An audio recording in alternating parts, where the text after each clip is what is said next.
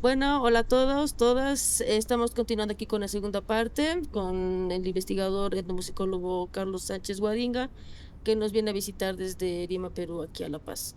Bueno, pues Carlos, muéstranos un poco de tu trabajo, de tus publicaciones, de tus hipótesis encontradas. Te escuchamos, muchas gracias. Gracias a ustedes. Miren, a ver, hacia ya 2007 ya había empezado a trabajar. Les contaba que estuve trabajando con el profesor Américo Valencia, con quien tuve un acercamiento muy directo ya con las tradiciones musicales, específicamente de flautas de pan y muy en especial también los sicus, que es la mayor variedad de flautas de pan que existe en nuestro continente. Luego, y muchas otras que también he investigado y les iré contando que están en algunos libros. El año 2007 publicamos ya pequeño, en ese tiempo era gran libro, este libro que es en realidad es una revista. Yo dirigí en ese tiempo el Centro de Folclore de la Universidad de San Marcos, entonces decidimos publicar revistas de investigación. Y la primera estuvo dirigida al SICU, ¿no? Y a sus reflexiones sobre el SICU. Por eso se llamó todo SICU, SICURI, estudios en torno al SICU. Aquí es una compilación de artículos, ¿ya? Por ejemplo, aquí está un artículo muy importante de Américo Valencia sobre la antara. O sea, no tiene nada que ver con el siku, es la antara que es una flauta de pan que está sobre todo hacia el norte, ¿no? Digamos, de Puno o del Collasuyo hacia el norte, ¿no? Hay muchos grupos que se tocan. Están, por ejemplo, trabajos de Janine María Pons sobre el siku. No, aquí también yo participo con un artículo que fue base de mi tesis, que es sobre los sicuris metropolitanos. Entonces, el concepto de metropolitano se usaba mucho para referirse a los sicuris de Lima, o sea, todos los grupos de sicuris de Lima, pero que no tenían relación con Puno. Hablamos hace un rato sobre las migraciones. Las migraciones, ustedes saben que han transformado las ciudades, ¿no? Culturalmente.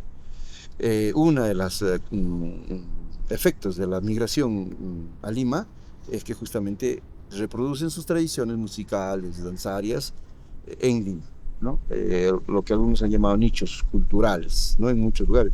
La migración a Lima es muy interesante porque los migrantes llegan a Lima, como decía Matos Mar, asaltan Lima. Ya los limeños no lo querían, por supuesto, una ciudad colonial, blanca, criolla, que inclusive en el siglo XX hubieron propuestas de ley en el Congreso para detener las migraciones, ¿no? Si saben que cerremos la carretera porque están viniendo muchos indios para acá, no quiero. Están echando a perder la Lima, pues la Lima virreinal, ¿no? Pero bueno, entonces los migrantes, para poder defender esa altísima discriminación y racismo bien fuerte, tuvieron que concentrarse en lugares. De tal manera que uno va a Lima y dice, ¿dónde están los migrantes de Puno? Ah, hacia ese lado. Y los migrantes de Ancash, ah, hacia ese lado, ¿no? Entonces hay una especie de conjunción para resistir, ¿no? Y paliarte y enfrentar la pobreza, porque las migraciones tienen como eje movilizador la pobreza, pues, ¿no? O sea, hay dos elementos por qué uno migra, porque hay que sobrevivir, ¿no? La crisis en el campo es terrible, y otro, pues, lo que se llamó el mito de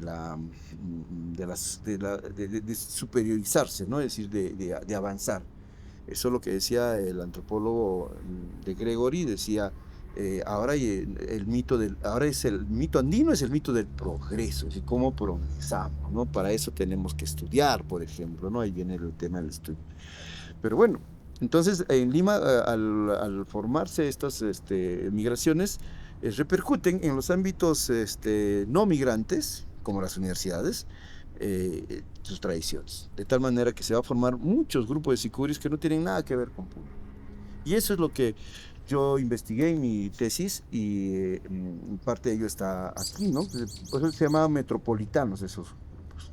Entonces, esta revista es un punto de inicio. Y le tengo mucho cariño, no solamente porque ya, a ver, 2007 al 2027, ¿cuánto tendría? Casi 20 años, ¿no? 20 años, ¿no? Ujú. 20 años producido de este libro y sigue teniendo mucha vigencia en muchos aspectos, ¿no?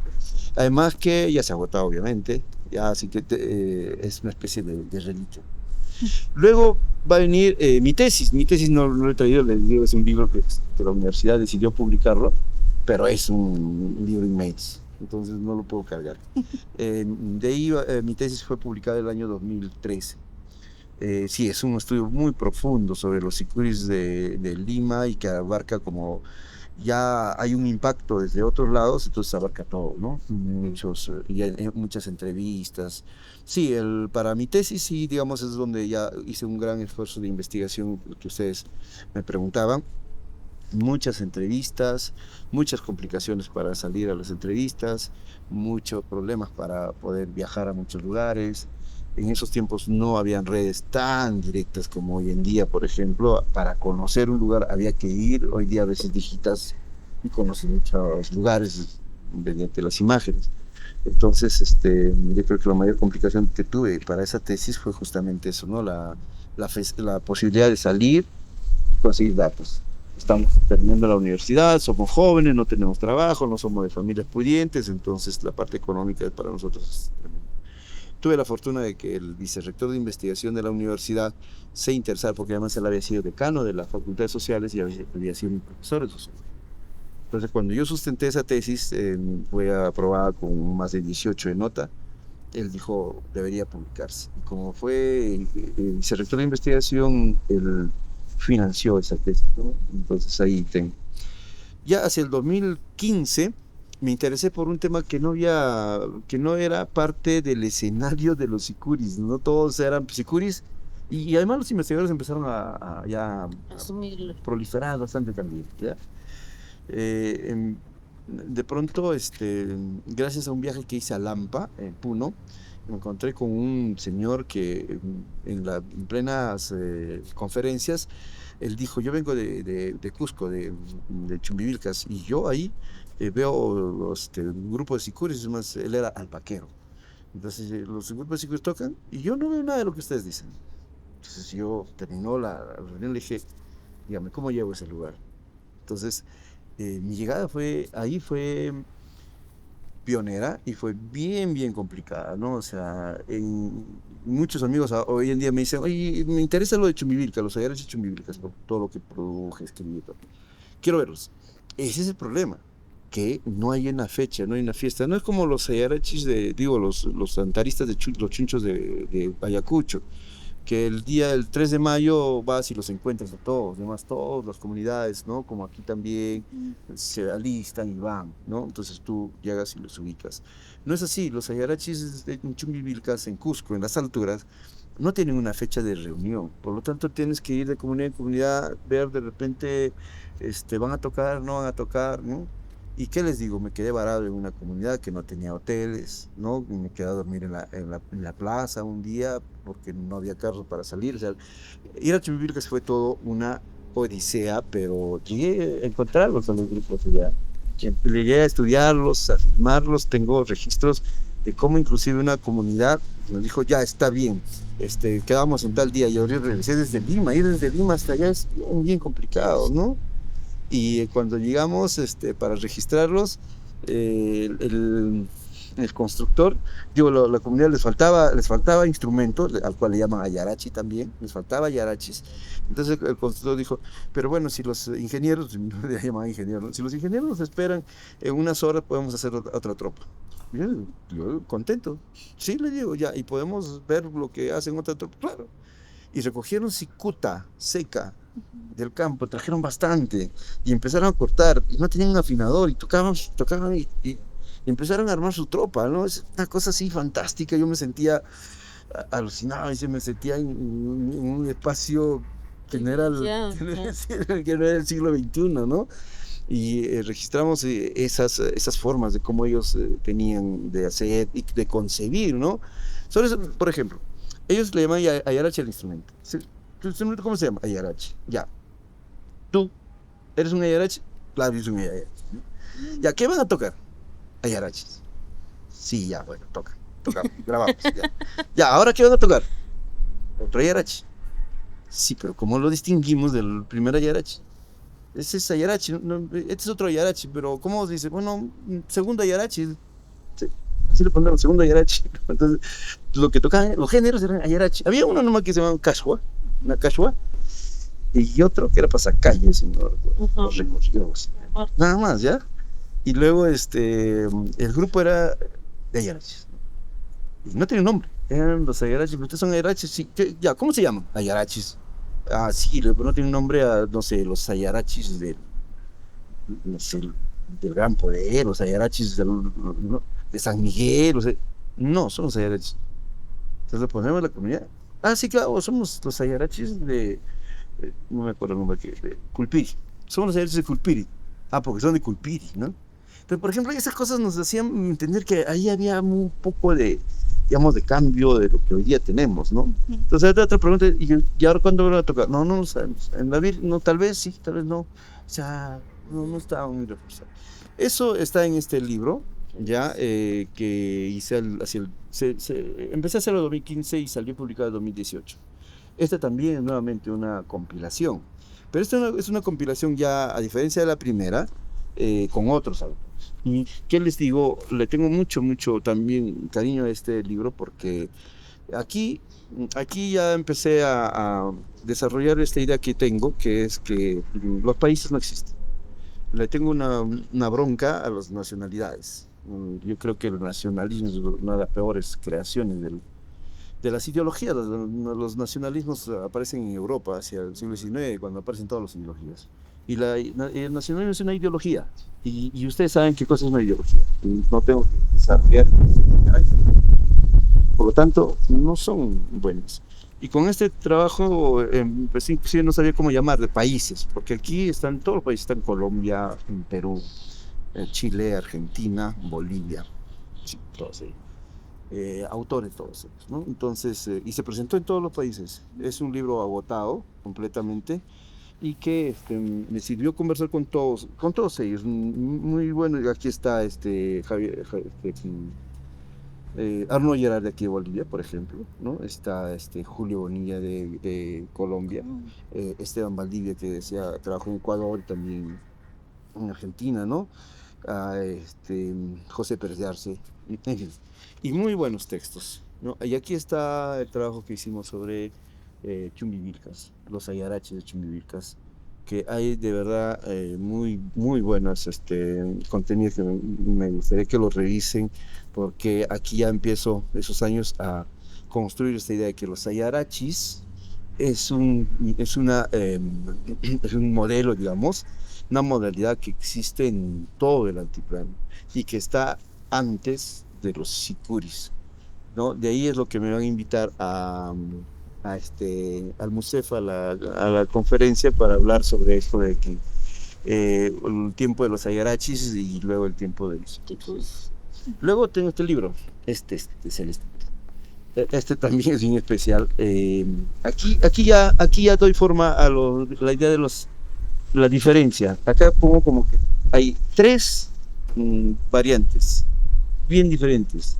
Antaras, que están hacia el norte, etcétera, son inimitables, ¿no?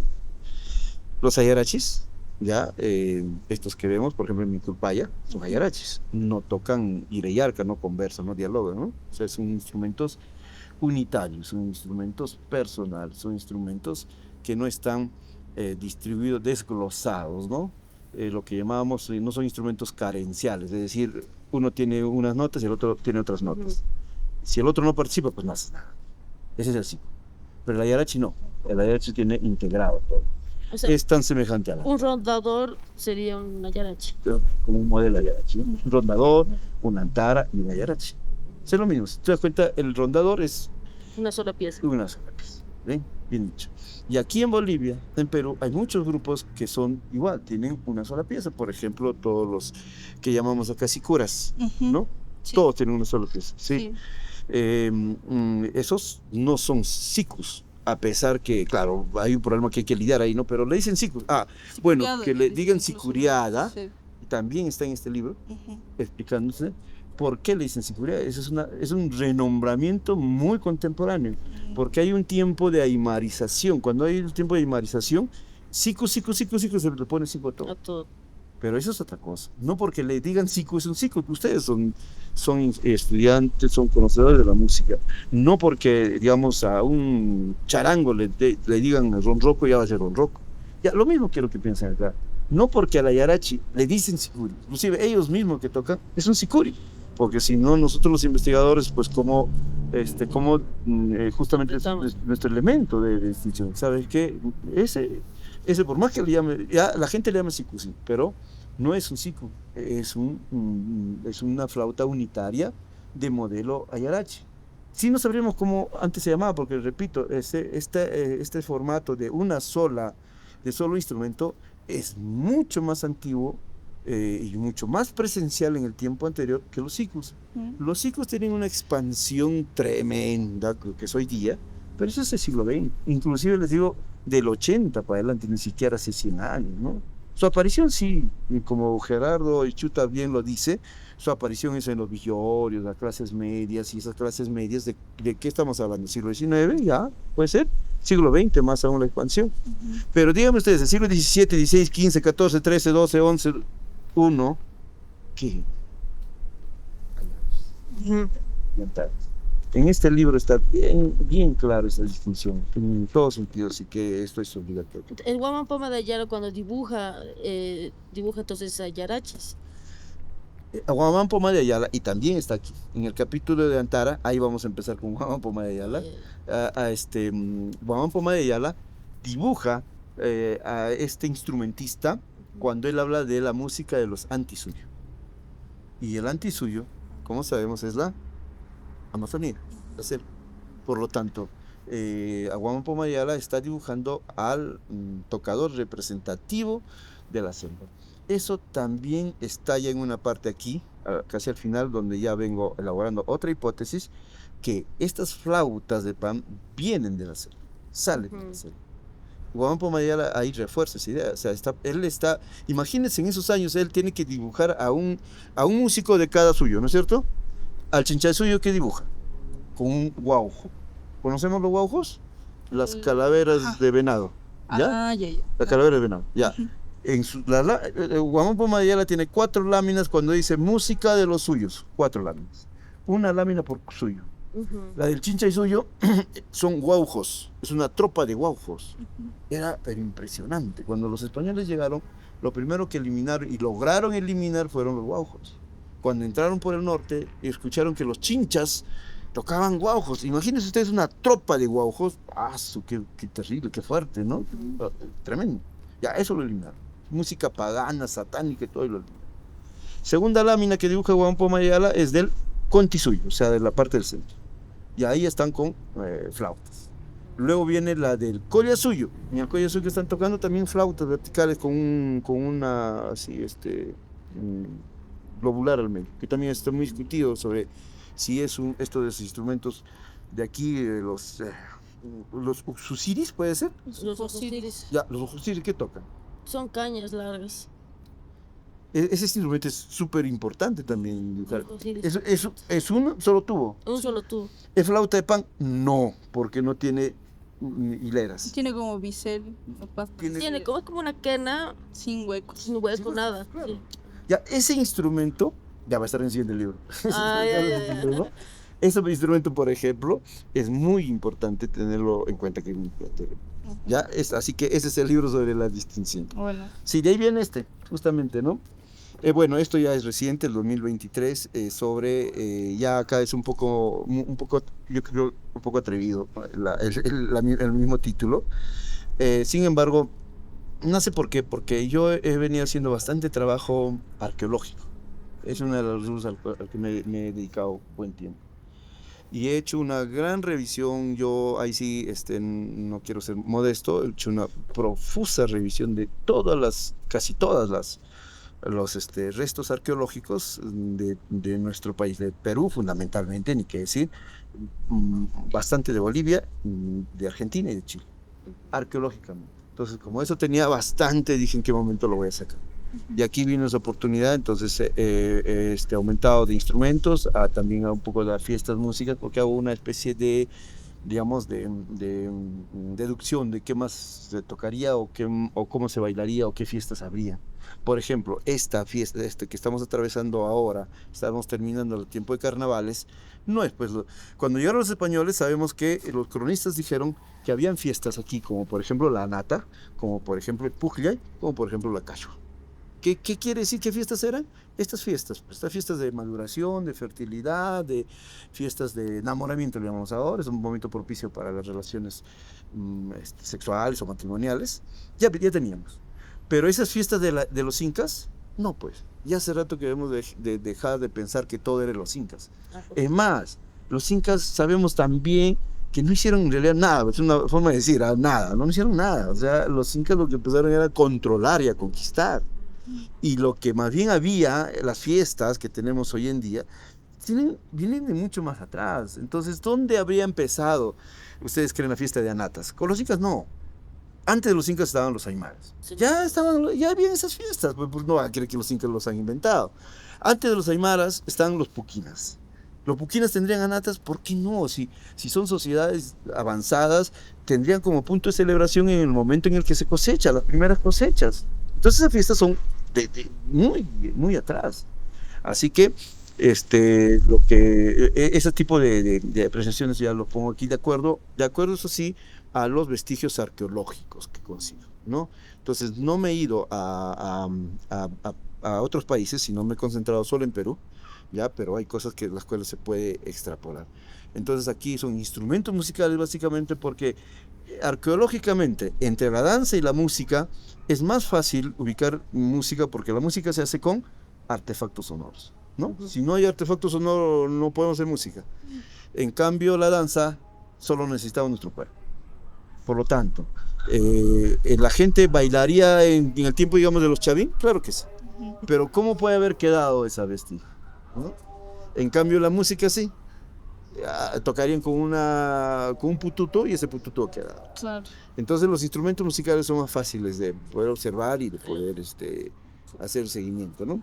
Así que este libro está basado en eso. Y finalmente hicimos el 2024, organicé con amigos de Chile, Bolivia y Argentina. Chile, Pablo Mardones, Argentina, Adil Podhatzer y Bolivia, Fernando Barragán. Entonces nos juntamos, miren, los 4 países y hicimos este congreso de Sicuris allá en Lima, ¿no? ¿Qué año? El año 2024. Sí. Entonces en ese congreso de Sicuris subieron, de Bolivia participaron varios, fue Judith, me acuerdo, López, ¿no? Judith López, viajó también, Eric, creo, no me acuerdo, a ver, acá lo vamos a encontrar, de Bolivia, Fernando Barragán, aunque él es boliviano argentino, ¿no? Tiene Jorge Balancino, él debe ser él es chileno, boliviano. Judith López Suruchi y bueno, mire, tenemos y Eric Vizcar. Sí. No, entonces ellos participaron y bueno, otros más de Argentina, de Bolivia, perdón, de Colombia también. Así que los artículos que se presentaron, las ponencias que se presentaron allá, logré publicarlos. Publicar, ustedes saben, en estos tiempos es bien difícil publicar un libro. Sin embargo, y con esto quiero terminar, en estos años he tenido el privilegio de estar al frente de la Dirección de Investigación de la Universidad Nacional de Folklore José María Arguedas en Lima, a cargo de la Dirección de Investigación, y el fondo editorial pertenece a la Dirección de Investigación. Por lo tanto, he fortalecido el fondo editorial con la publicación de varios libros, en este caso este libro y este libro, gracias a la maestra Ana Apolo Vázquez, a quien quiero enviarle saludos y además, como siempre, agradecerle esta oportunidad, porque se logró sacar este libro, que ha caminado y sigue caminando, como ustedes ven, ahora está en Bolivia, se ha ido a Colombia, se ha ido a Argentina, se ha ido a Chile. Entonces, no es el único libro, los únicos libros que se han publicado por el fondo editorial. Muchos otros libros se han publicado con respecto también a la música, ¿no? Por ejemplo, el libro de Tomás Turino, la tesis de Tomás Turino, que es una lectura obligatoria, ¿no? Sobre justamente los sicuris, cómo se forman, cómo construyen estilos, cómo en realidad nosotros... aquí está. Me había olvidado, aquí está el libro, la tesis de Tomás Turino. eso también, ojo, es una tesis de un investigador norteamericano, como tenemos muchos aquí también, ¿no? Ujú. En Bolivia, muchos que han venido a estudiar y han hecho grandes estudios, no solo porque lamentablemente, ¿no? La formación académica en otros países como Norteamérica es mucho más avanzada, tiene más posibilidades de investigar, los envían acá una temporada, están bien cómodos y tienen la posibilidad de mayor consecución de mayores datos. Nos han dejado bastantes y buenas obras. En este caso, en el caso peruano, está Javier Bellinger, que también hizo trabajo de investigación en Bolivia, y Tomás Turino.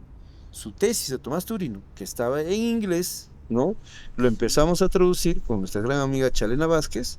Ya se filtró por ahí una versión por el internet. Sin embargo, acá está el libro final, la tesis final corregida por él mismo.